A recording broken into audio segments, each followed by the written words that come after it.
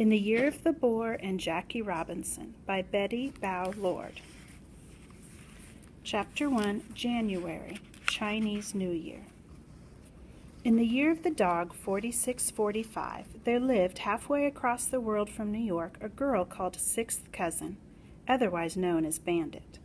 One winter morning, a letter arrived at the house of Wong from her father, who had been traveling the 4 seas. On the stamp sat an ugly, bald bird. The paper was blue. When Mother read it, she smiled, but the words made Grandmother cry and Grandfather angry.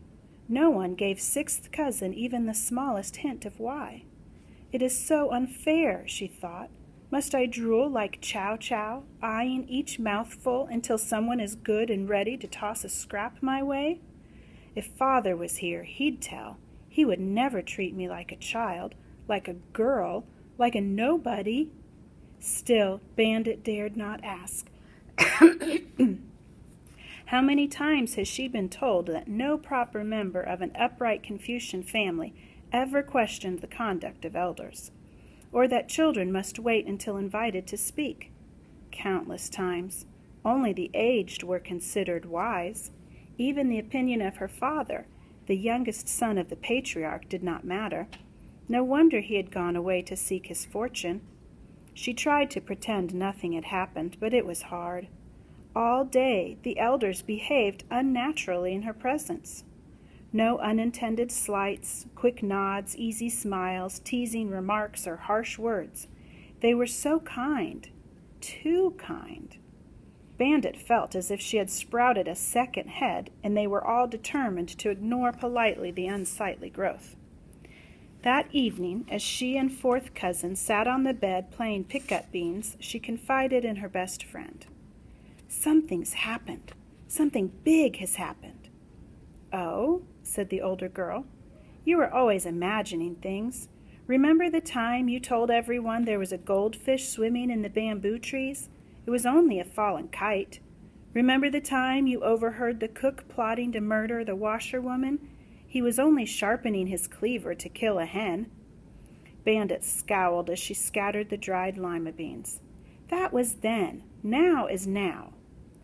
All right, sighed her dearest friend. "What has happened now?" "That's it. I don't know," she answered. "Well then, let's play. My turn. Sixties."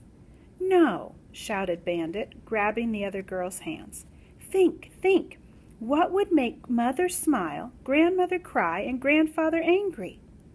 Fourth Cousin shrugged her shoulders and began to unbraid her hair. She was always fussing with her hair. Bandit thought and thought, annoyed at her friend's silence, sorry that no matter how Fourth Cousin tried, she would never be pretty. Soon the coals in the brazier were dying, and suddenly the room was cold. The cousins scrambled under the covers. The beans tumbled onto the floor. Bandit knew she should pick them up, but she just stayed put. She had thinking to do. Finally, Bandit had the answer. Fourth Cousin was asleep. "Wake up! Wake up!" "Listen, I've got it. Remember the time the enemy planes bombed the city for 2 straight days, and we had to hide in the caves with only hard-boiled eggs to eat? What happened when we came home?" "Who cares?" "Father brought us that pony of a dog. Mother thought it was cute and smiled, but Grandmother was frightened and cried and hid behind the moon gate, and Grandfather was very angry. He said, 'Youngest son, are you mad? Unless you mean for us to eat that beast, take him away. Take him away this minute.' His voice was as cold as the northwest wind." Bandit stood up and threaded her hands into her sleeves as Grandfather did. She cleared her throat the way he did whenever he was displeased and stomped up and down the bed. Fourth Cousin never opened an eye. She turned on her side and curled up like a shrimp. Bandit pounced on her. "Don't you see? Father is bringing the dog back." "Never." Bandit thought it over and sighed. "You're right. You're always right." Quietly, very quietly, she slipped under the covers. Sleep still would not come. Bandit heard the sounds of laughter and voices, footfalls and bicycle bells as guests departed from one court then another. It was the season for merrymaking, when the new year approaches and old debts are paid. At last the lanterns along the garden walk were snuffed out, and the room was dark. Bandit reached out. Fourth cousin's hand was warm. Through the wall came the faint strains of a song. Mother was playing Father's record again. The music carried Bandit away, thousands of miles to the sea. Its waters were not muddy, like the river of golden sands that churned at the bottom of the mountain of 10,000 steps on which the house of Wong was perched. The sea was calm, deep green like jade. As far as the heavens the skies soared. In the distance something blew, a boat in the shape of a bird. Slowly it floated toward shore. She shaded her eyes to get a better look. On the deck was Father. She shouted and waved, but he did not seem to hear. "Father! Father!" she shouted until she was hoarse. Then she ran into the sea, forgetting she could not swim. Soon he was just a fingertip away. "Father! Father!" Her cries angered the sleeping demons of the deep, and they sent a wall of water to quiet the intruder. Splash! She awoke. Her face was wet. "Look what you've made me do, you bandit!" She sat up to find fourth cousin and awaiting marriage, the servant, sprawled on the floor. Beside the old woman was a shattered water urn, all about the offending beans. Before Bandit could apologize, awaiting marriage screwed up her skinny face and wailed. The sight was ugly enough to frighten the devil himself. Cook was right. 100 wedding trunks could not buy awaiting marriage, even a hunchbacked, lame-footed husband. "Bandit, I've got you this time. This time you have to answer to your grandmother. I'm going to show her the pieces." The servant stood up, shaking a fragment in Bandit's face. Bandit brushed her hand away. "It's nothing but crockery, no Ming urn." Awaiting marriage squeezed out a wicked smile. "Aha! You've forgotten it's New Year's time." "Yes, Bandit, New Year's time." Giggling, the servant scurried out. Amitabha! Bandit was in trouble. Deep trouble. Grandmother was the matriarch of the house of Wong. What she ordered was always done. What she said was always so. How many times had she warned against breaking things during the holidays? It would bring bad luck for the next 365 days. And if anything made Grandmother unreasonable, it was bad luck. Quickly, Bandit got out of bed, used what was left in fourth cousin's water urn to wash, dressed, plaited her hair, and then began seriously to clean the room. That was another of Grandmother's dictums. Not a speck of dust, not a misplaced article. Everything must be in harmony to welcome the new year. As she was straightening out the shoes in the bottom of the tall rosewood bureau, awaiting marriage appeared at the door.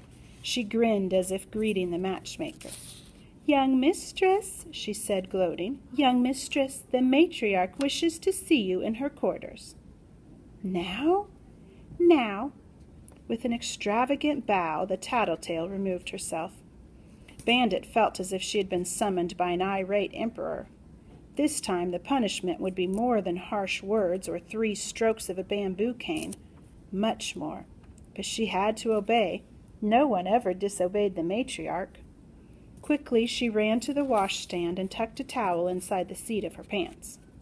Still, there must be some way to soften Grandmother's heart. She must think, and quickly, before another offense was added to the first. Think, who could help? Yes, of course, naturally. 9th cousin, otherwise known as Precious Coins. He was the baby of the clan, the favorite grandchild. Whenever Bandit needed a few pennies to buy melon seeds or candied plums, she sent Precious Coins to ask Grandmother for them. The matriarch never refused him. If he would shed a bucket of tears for Bandit, perhaps her life would be spared. Where could that fat boy be? He hated to walk, loved being carried. With all the cousins getting ready for the festivities, he was probably still sitting on his bed like a Buddha waiting for a pair of feet. She ran out the door, along the gallery past Mother's room, through the rock garden into the next court, which belonged to third uncle. She tiptoed past his study. Uncle hated to be disturbed when he was doing accounts, and that's all he ever did. She heard him muttering as he clicked the beads on his abacus, figuring out new ways to pocket a cent. Poor third aunt. No matter how she screamed and schemed, her husband refused to loosen his purse strings. Unlike father, he never squandered money for gifts, but he seldom reaped joy either. Precious Coins was sitting on his bed. As soon as Bandit stepped into his room, he held out his arms. She could not resist giving him a big hug. He was cute as a dumpling and just as round. "See grandmother now?" "Yes, but no pennies today. When I set you down, you must hold on to my leg. Don't let go, no matter what. A new game, see? Hold leg, no let go. If you let go, you lose. No let go." Precious Coins held up his arms again. Scooping him up, she walked slowly along the pathway, past the lotus pond, and crossed the half-moon bridge to the matriarch's quarters. At the threshold, Bandit hesitated. What took more courage, to enter or to run away? Inside sat all the women of the older generation, even grand-auntie, who was 93. It only proved grandmother's warning to be true. Bad luck. It was already here. "Granddaughter, you may come in." Holding Precious Coins even tighter, Bandit inched toward the carved ebony chair in the center of the room. She kept her eyes on grandmother's bound feet, which rested on a stool. She set the boy down. At once he plopped to the floor and put his arms around her left leg. "Good morning, grandmother," she whispered, still keeping her eyes on grandmother's feet. They were very tiny, like little red peppers. "Look at me, child. I have something important to say." 100 lashes? 10,000 characters to copy? 100,000 hours in her room? If only she had picked up the beans.